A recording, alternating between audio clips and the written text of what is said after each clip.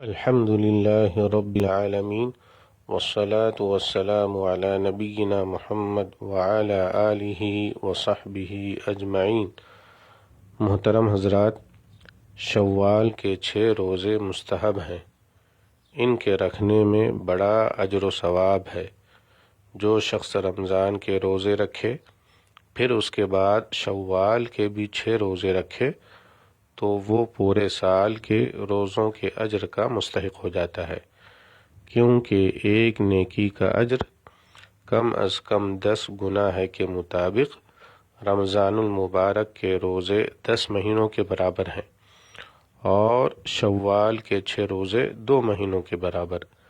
جس شخص کا مستقل معمول ہو جائے کہ رمضان المبارک کا روزہ رکھنے کے بعد شوال کے بھی 6 روزے رکھے تو وہ ایسے ہے جیسے اس نے پوری زندگی روزوں کے ساتھ گزاری۔ وہ عند اللہ ہمیشہ روزہ رکھنے والا شمار ہوگا۔ شوال کے 6 روزے ماہ رمضان کے روزوں کے نقص کو پورا کر دیتے ہیں۔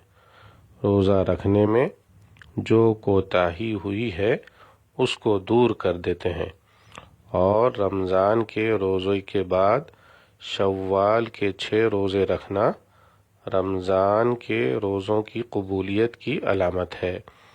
اس لیے کہ اللہ تعالی جب کسی بندے کے عمل کو قبول فرماتا ہے تو اسے اس کے بعد نیک عمل کی توفیق دیتا ہے۔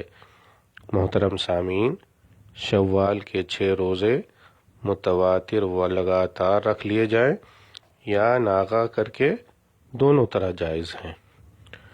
نبی صلی اللہ علیہ وسلم فرماتے ہیں، من صام رمضان ثم اتبعہ 6 من شوال کان کصیام الدہر۔